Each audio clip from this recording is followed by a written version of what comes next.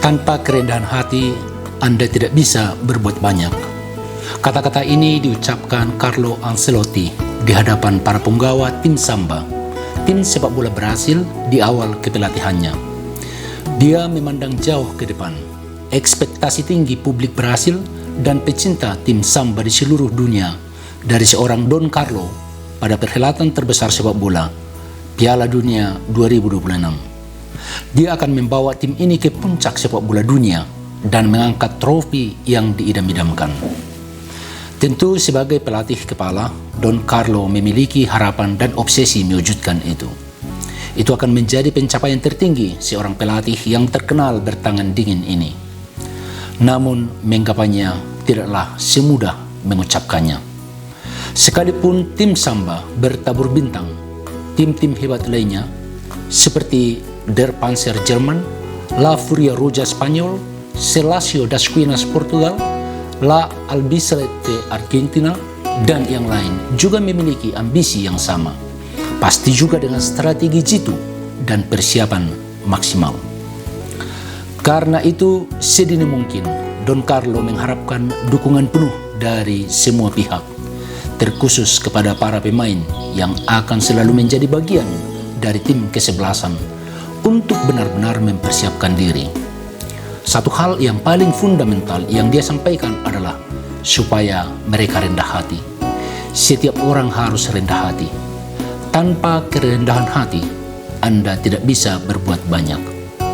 Untuk menggapai hal besar, seseorang harus memiliki level kerendahan hati yang dibutuhkan. Dia memberikan nasihat berharga kepada setiap pemain untuk saling menghormati dan saling menghargai. Hal ini juga berarti setiap orang harus mengurangi ego personal dan mengedepankan kebersamaan, saling menyokong rekan-rekan satu tim. Ini menjadi prasyarat pertama dan utama jika mereka ingin membawa trofi paling bergengsi ini ke tanah air. Satu nasihat yang sangat berharga. Ini berlaku bukan hanya di dunia sepak bola. Ini berlaku hampir di semua bidang kehidupan. Di dunia politik, bisnis, organisasi, dan pelayanan. Orang yang memiliki kualitas istimewa ini akan mendapatkan jalan yang lebih mulus dan lurus untuk menggapai tujuan. Namun demikian, hal ini bukan berarti bahwa jika seseorang rendah hati semuanya gampang dan tanpa tantangan. Bisa saja kerendahan hati disalahartikan sebagai kelemahan dan ketidakmampuan untuk berkompetisi. Bahkan tidak jarang yang memplesetkan kerendahan hati seseorang sebagai bukti orang itu rendahan dan penakut. Sebaliknya, tidak sedikit orang yang mengagung-agungkan sikap garang, ganas, bahkan galak.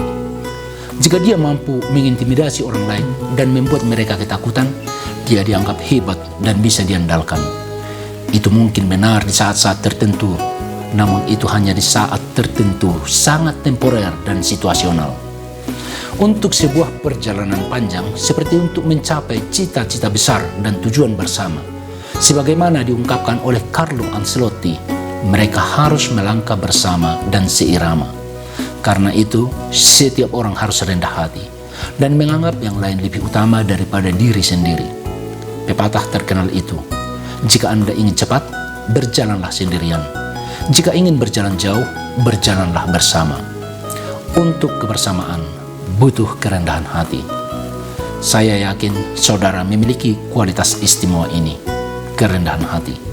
Itu perlu dipupuk dan dikembangkan. Itu akan menjadi modal dan kekuatan berharga dalam hidup ini. Apapun profesi yang kita geluti dan dimanapun kita berada, orang akan senang jika kita menunjukkan kerendahan hati. Itu bisa kelihatan jelas dalam sikap murah hati, dalam memberi apresiasi atas kinerja sesama. Lebih dulu menyapa dan memberi salam, dan melakukan kebaikan-kebaikan kecil. Hal itu juga bisa kelihatan jelas dalam bagaimana kita bermedia sosial.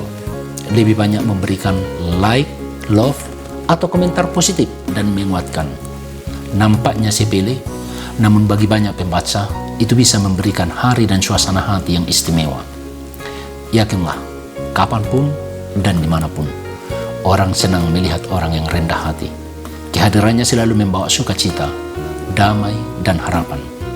Selamat menikmati dan mengembangkan kualitas diri yang istimewa, kerendahan hati.